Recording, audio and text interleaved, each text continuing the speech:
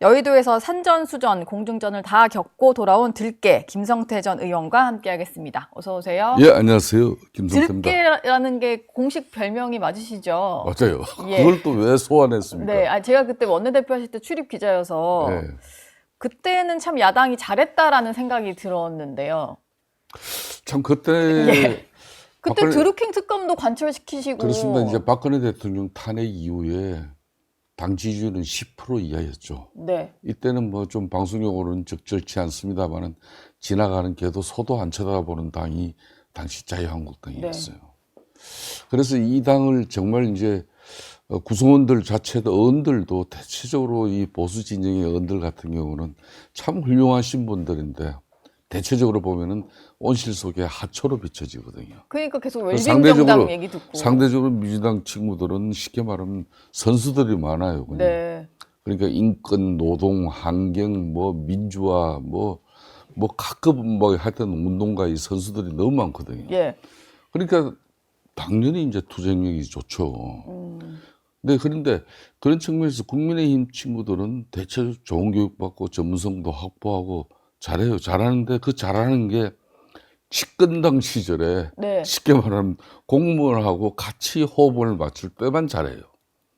야당은 국민들 호흡하면서 국민들 눈높이에 맞추면서 예. 국민들이 야당에 대한 신뢰와 또 제보, 가령 청문회, 장관 청문회 하고 총리 청문회 하더라도 국민들이나 또 공직자들이 네. 청문 대상자 저 사람들이 살아온 족적이나 저 사람의 또 사상 또 뭐 이런 도덕성 이런 것들이 제보에 의해서 그걸로 가지고 때려야 되거든. 그렇죠.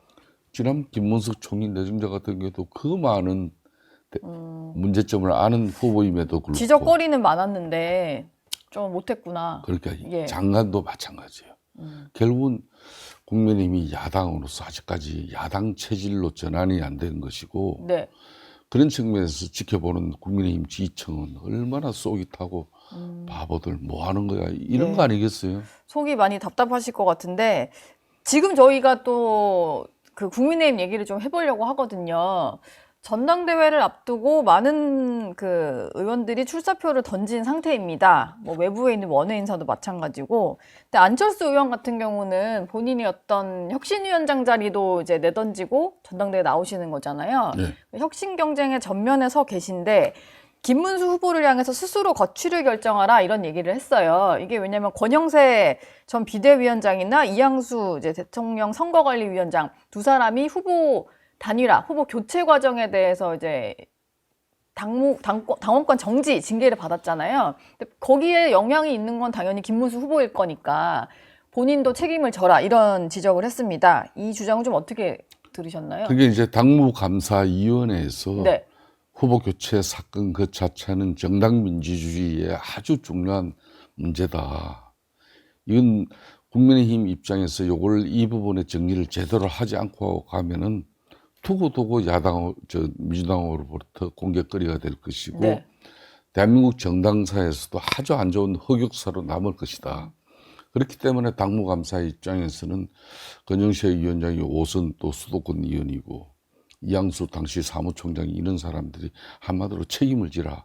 그건 책임을 지라는 그 내용 자체가 다음 총선 불출마까지 출마 자체를 근원적으로 그렇게까지? 맞는 쉽게 말하면 당원권 정지 3년이라는 걸. 네. 그럼 2028년 그러니까 4월 총선이니까. 네, 그러네요. 기간이 그러니까 꽤 지금 기니까. 앞으로 윤리위원회에서 만약 이걸 확정을 지어버리면은 네. 지금은 근고한 사항이지만은 결론은 윤리위원회에서 뭐 징계 양형은 어떻게 결정을 할지 모르지만 말 결정을 해버리면은 정치 생명이 끝이 나버리잖아요. 그 정도로 중대하게 본 거예요. 네. 근데 이제 이런 부분을 그렇게 중대하게 본 이유는 국민의힘이 지난 대선 공간과 12.3 비상계엄으로 인해 가지고 정말 절체절명의 국민들로부터 불신과 위기다. 네. 그렇기 때문에 단죄를 하고 이걸 자신들이 수용해 줘 가지고 당이 변화하지 않으면은 국민들의 신뢰를 회복하기 어렵다. 네. 그러니까 우리들도 당신들에게는 미안하지만은 그런 희생을 요구한다. 이런 거예요.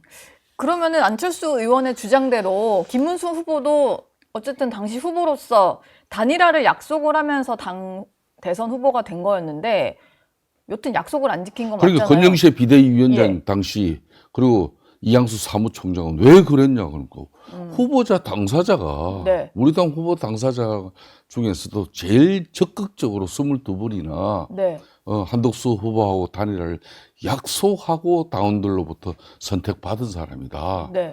자기들은 그 약속을 갖다가 비대위원장이고 사무총장이 지켜야 할 의무가 있다. 네.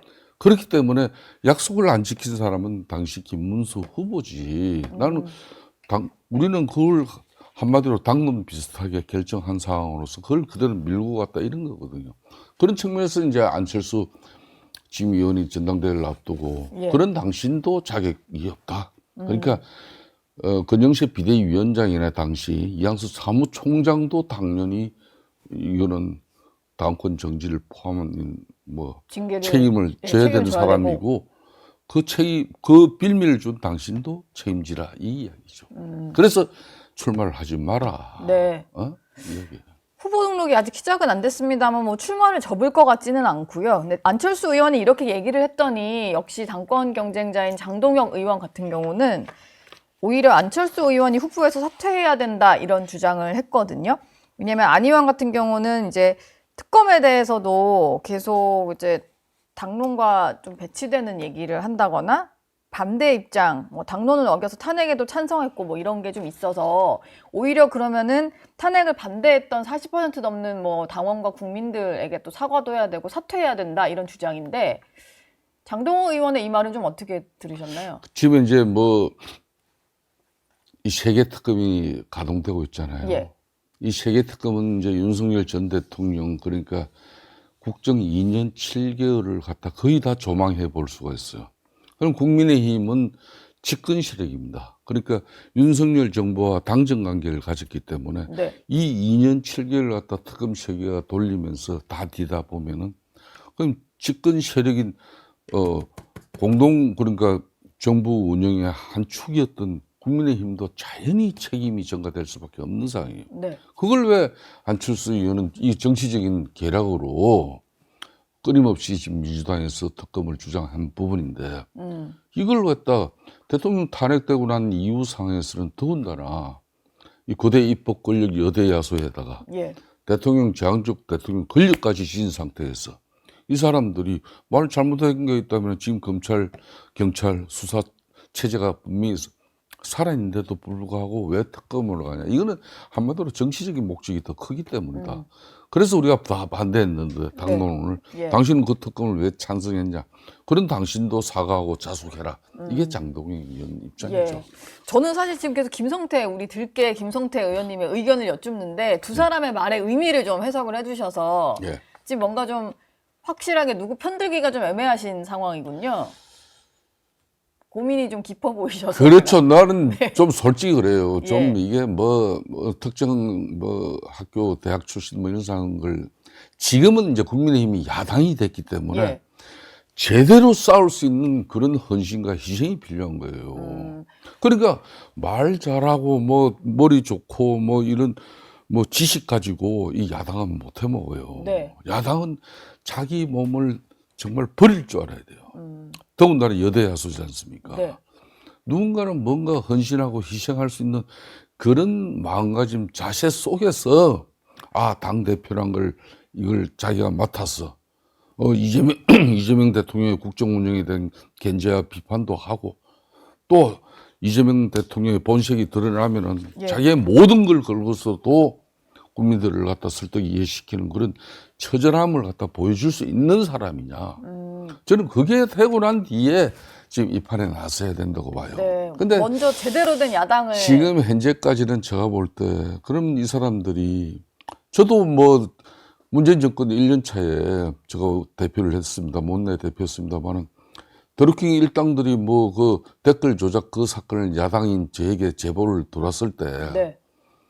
제가 그걸 이거 정말 이거 제대로 파면은 정말 대한민국 민주주의를 후퇴시키고 국민들 특히 유권자들의 마음을 도둑질한 정말 심각한 사건이다. 댓글 조작 이 자체가 그렇게 인식하고 이거는 내 목을 걸고 이거는 뭐 로텐도 홀이나 내 대표실에서 에어컨 나오는 데서 그때 뭐 뭐 한 달 뭐 단식 투쟁을 했들 예. 민주당이 인정했겠어요? 국민들이? 그래서 이제 노숙 단식이라는 걸 하고 뭐 CCTV 다 세계 설치해가지고 네. 계속 하는 뭐 거 좌파 보여줘요. 애들이 뭐 쟤네 진짜 뭐가 하는지 보는 거 그 진짜 이대로 놔두면 죽겠다 해주니까 합의해 준 거거든요. 네. 그런 처절함을 자신들이 만들어야 된다. 지금 얘네들 하는 것들 같은 경우는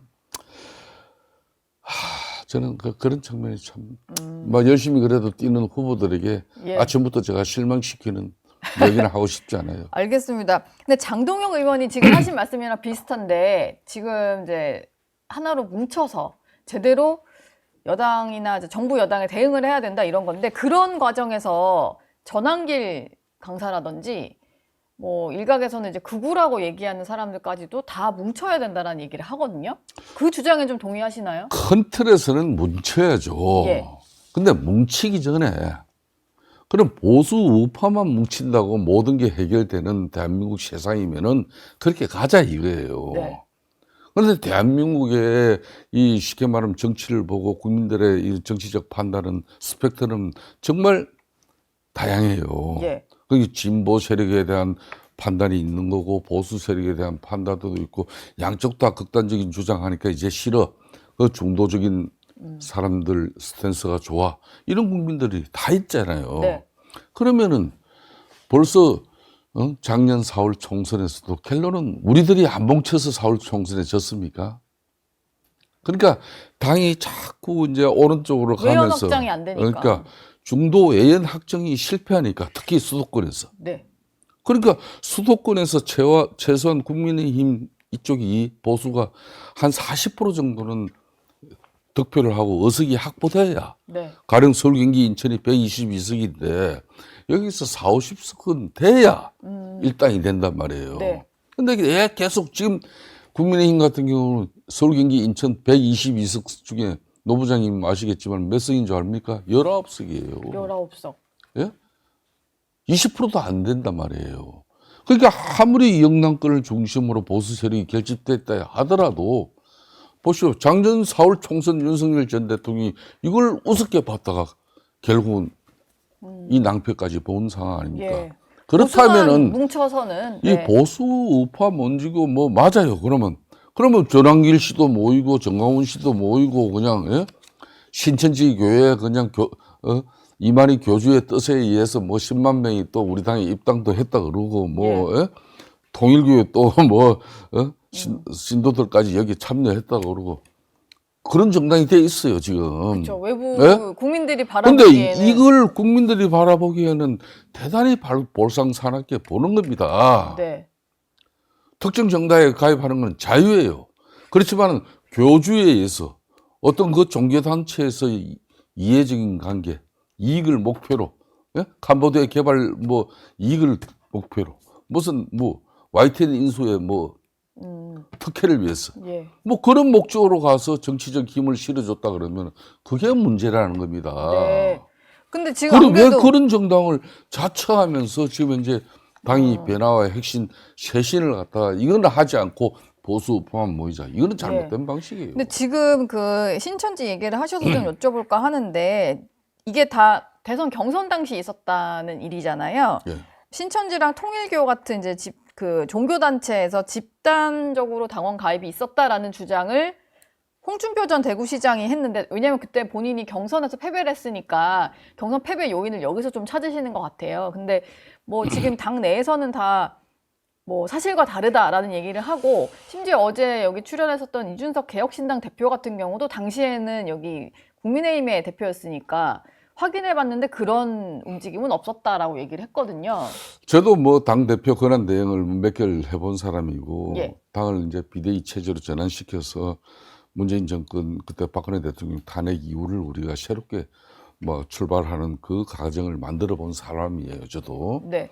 근데 이게 항상 이 메이저 정당이 대선이라든지 큰 선거, 총선 이런 걸 치를 때는 이런 큰 종교 단체에서는 항상 뭐 유혹이 들어와요.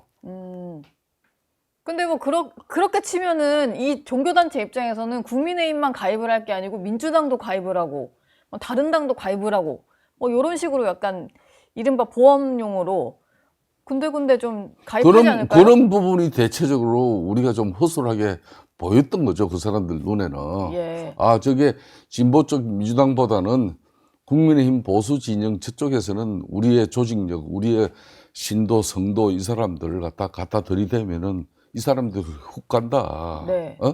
그런 걸 이 사람들은 더 잘 판단한 거죠.